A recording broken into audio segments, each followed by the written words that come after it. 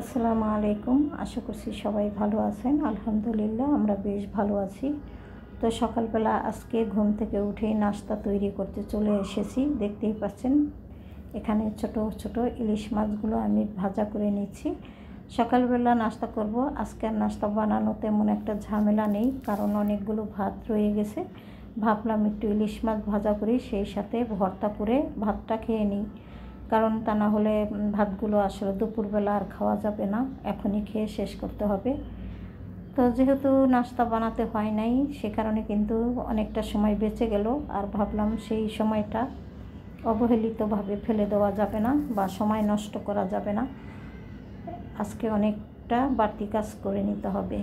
যাই হোক, মাছ ভাজার সাথে কিন্তু শুকনো মরিচ ভাজা খেতে আমরা ভীষণ পছন্দ করি, তাই তো এখানে শুকনো মরিচও ভাজা করে নিলাম। আর আমি বানিয়েছিলাম গাড়ি ভর্তা, মানে কচুরমুখী ভর্তা। কচুরমুখী ভর্তা অনেকে শুকনো মরিচ পুড়ে হাতে বানান, তবে একবার এইভাবে পাটায় বানিয়ে দেখতে পারেন, ভীষণ মজা লাগে। রসুন আর শুকনো মরিচ বেটে তারপরে গাড়ি বেটে একটা কাঁচা পেঁয়াজ দিয়ে একটু হালকা আদা বাটা করে নিলেই ভর্তাটা খাওয়ার উপযোগী এবং অনেক সুন্দর হয়। তো খাওয়া দাওয়া শেষ করেছি, তারপরে প্লেট বাটিগুলোও কিন্তু আমি ধুয়ে ফেলেছি অফ ক্যামেরাতে। তারপরে চলে আসলাম দিনের কিছু কাজকর্ম করার জন্য। তো এখানে সকাল সন্ধ্যা যে 2 পাতিল পানি ফুটাতে হয়, তারই 1 পাতিল এখন ছেঁকে আরও 1 পাতিল পানি ফুটাতে দিয়ে দিব। এটা দিনের শুরুর কাজ, শুরুতেই করে নিলাম। তো এখানে পানি সেঁকতে আসলে বসার একটাই কারণ, ছোট ছোট বোতলগুলো কিন্তু একবারে খালি পড়ে আছে। ভাবলাম বোতলগুলো পানি ভরে ফ্রিজে রেখে দিই, তারপরে আমি অন্য কাজে যাব। তো আজকে কি কি কাজ করি সব কিছু মোটামুটিভাবে আপনাদের সাথে শেয়ার করার চেষ্টা করব। এখানে বোতলগুলো আমি এখন ফ্রিজে রেখে দেব। তারপরে আমি কিছু কাপড় বের করেছি, সেগুলো ধুইতে হবে, একটু ভিজিয়ে রাখবো। আগে কাপড় ভিজিয়ে রাখলে কিন্তু একটু ভালো হয়, কারণ এতে করে ময়লাগুলো উঠে যেতে পারে এবং ধোয়ার সময় একটু পরিষ্কার ভালো হয়। তো পানির পাতিলটা বসিয়ে দিয়ে আমি চলে আসলাম কাপড় ভিজিয়ে রাখার জন্য। দেখতেই পাচ্ছেন বেশ কিছু কাপড় কিন্তু এখানে আছে, তবে আরও কিছু কাপড় আছে, সেগুলো ভিজাবো। এই তো কাপড়গুলো এনে আমি কিন্তু হুইল পাউডার দিয়ে ভিজিয়ে রাখলাম। তো ভিজিয়ে রাখার পরে আমি চলে আসলাম দুপুরের জন্য কাটাকাটি করার জন্য। এইভাবে স্টেপ বাই স্টেপ কাজ করলে কাজের আর কোনো ব্যাঘাত ঘটে না এবং সিরিয়ালে সুন্দরভাবে কাজগুলো করে নেওয়া যায়। আর এদিক থেকে অফ ক্যামেরাতেও কিন্তু আমি টুকটাক করে ঘরটা গুছিয়ে নিচ্ছি, সেগুলো আর আপনাদের সাথে শেয়ার করলাম না, কারণ বিছানাপত্রগুলো চেঞ্জ করতে হবে। তো দেখি কবে চেঞ্জ করি, সেই দিন আপনাদের সাথে শেয়ার করব। আজকে রান্না করব নতুন শিম দিয়ে মাছ, আর সেই সাথে চাল কুমড়া ভাজি, মানে জালি কুমড়া ভাজি করব। ভাজা করলেও ভালো লাগে, তবে আমি আজকে ভাজি করব। তো সে কারণে একটু কেটে কুটে নিচ্ছি। তো কেটে কুটে আমি রান্নাটা করে ফেলবো, কারণ এদিকে আবার গ্যাস থাকে না দুপুরবেলা হলে। তো আগে রান্নাটা শেষ করলে পরবর্তীতে ধীরে ধীরে সমস্ত কাজগুলো সেরে নেওয়া যাবে। আর এই তো দেখতেই পাচ্ছেন আমি কিন্তু একটা বীজও রাখি নেই, বীজ ফেলে দিলাম এবং আস্ত চাল কুমড়াটাই ধুয়ে নিলাম। অনেকের চাল কুমড়া ধুন্দুল এগুলো কাটার পরে ধুয়ে নেয়, আসলে এগুলো তো এমনি পানি জাতীয় সবজি, ধোয়ার পরে কাটার পরে ধুইলে আরও পানি হয়ে যায়। তো আসলে আস্তই ধুয়ে তারপরে কেটে নিলে বেশি ভালো হয়। অনেকে ধুন্দুল কেটে কুচি কুচি করে তারপরে কিন্তু ধুয়ে নেয়, কিন্তু না, আস্ত ধুন্দুলটা ছুলে তারপরে ধোয়ার পরে কাটলে ভালো হয়। যাই হোক, যার যেভাবে সুবিধা সে তো সেইভাবেই কাজ করবে। তা আমি কিন্তু এখানে ঝুরি ঝুরি করে কেটে নিচ্ছি। আর এই ডাইনিংয়ের উপরে কাটার আমার একটা অভ্যাসে পরিণত হয়েছে, কারণ রান্নাঘরে অত বেশি একটা স্পেস নেই, আর আমার বসে বসে কাটতে অত ভালো লাগে না। যাই হোক, কাটাকাটি করে আমি রান্নাটাও বসিয়ে দিলাম তাড়াহুড়ো করে, কেননা রান্না শেষ করে কাপড় ধুয়ে গোসল করে নামাজ পড়ে খাওয়া দাওয়া করব। দেখা যাক কতটুকু করতে পারি। আর যদি সবাই চলে আসে আগে, তাদেরকে খাবার টেবিলে দিয়ে তারপরেই আমি এসব কাজগুলো করব। এই তো ভাজিটাও কিন্তু আমার মোটামুটি সুন্দরভাবে হয়ে গেছে এবং এদিক থেকে অলরেডি আগুনও কিন্তু কিছুটা কমে গেছে।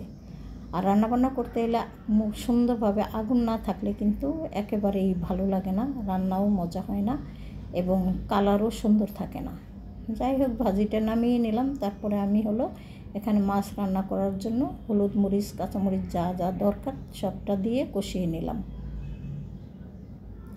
এখন আমি মাছগুলো দিয়ে কষিয়ে উঠিয়ে রাখবো। তারপরে সবজিগুলো কষিয়ে পানি দিয়ে বলক ওঠার পরে মাছটা দিয়ে দেব। এইভাবে মাছ বেশ কতদিন পরে রান্না করলাম। ভেজে এই ধরনের মাছ আসলে ভাজা খাওয়াটা বেশি ভালো লাগে না, কষিয়ে রান্না করলেই ভালো হয়। আর যেটা ভাজবো সেটা একেবারে ভুনা করব, এটাই ভালো লাগে। ভাজা মাছ সবজি দিয়ে রান্না করলেও অত বেশি একটা আমাদের কাছে ভালো লাগে না। যাই হোক, মাছগুলো তুলে নিয়েছি। এখন সবজিগুলো দিয়ে দিলাম। সবজিটা কষে গেলে তারপর পানি দিয়ে ঝোলের জন্য তারপরেই মাছটা দিয়ে দেব। যাই হোক, বলক উঠে গেছে। এখন আমি মাছটা অ্যাড করে দিলাম। এই তো কিছুক্ষণ পরেই রান্না শেষ মোটামুটিভাবে। আরও একটা রান্না আপনাদের সাথে শেয়ার করব আমি আজকে। এটা দিলাম স্পেশাল মশলা। এখানে আছে জিরা, পেঁয়াজ, সেই সাথে আছে তেজপাতা, আর কিছুই এখানে দিইনি। অনেকে এখানে আবার চাউল দিয়ে থাকে, তবে আমরা আসলে চাউল দিই না। চাউল দিলে আমাদের কাছে ভালো লাগে না। চিংড়ি মাছ বাইর করে নিয়েছি। ছেলেরা তো আর ওই মাছটা খাবে না, তাদের জন্য আসলে চিংড়ি মাছ ভুনা করে রাখবো। তারা চিংড়ি মাছ ভুনা আর ভাজি, সেই সাথে সকালবেলার ভর্তা তো আছে, আরও বেশ কিছু জিনিসপত্র আছে, সেগুলো দিয়ে ওরা দুপুরবেলাটা খাবে। আর ওই মাছটা রান্না করলাম। আমার হাজব্যান্ড আগে একেবারেই সহ্য করতো না বা বাসায় আনতো না, এখন সে মোটামুটিভাবে খায়, তার জন্যই রান্না করা হলো। আমিও কিন্তু আসলে ওই মাছ মোটেও মুখে দিই না। যাই হোক, সবার তো আর সব জিনিস পছন্দ না, আবার কোনো জিনিসই অপছন্দের হয় না। যাই হোক, এখানে আমি মাছগুলো পরিষ্কার করে নিলাম। বেশি একটা খোসা ফেলবো না, কারণ চিংড়ি মাছ একটু খোসা থাকলেও অসুবিধা নেই। সুন্দর করে ধুয়ে তারপরে আমি মাথা থেকে ময়লাটা ফেলে নিব। এখন শুধু কেটে নিয়েছি, এই তো। এখন মাছের মাথার ময়লাটা ফেলে তারপরে নুন হলুদ দিয়ে মেখে মাছটা আমি ভুনা করে ফেলব।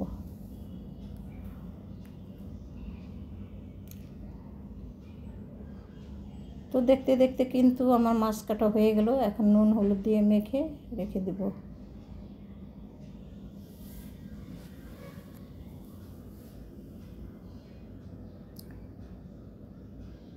এদিক থেকে আমার ঝোল কিন্তু হয়ে গেছে। ঝোলটা এখন নামিয়ে নিই, তারপরে মাছটা রান্না করে নিব।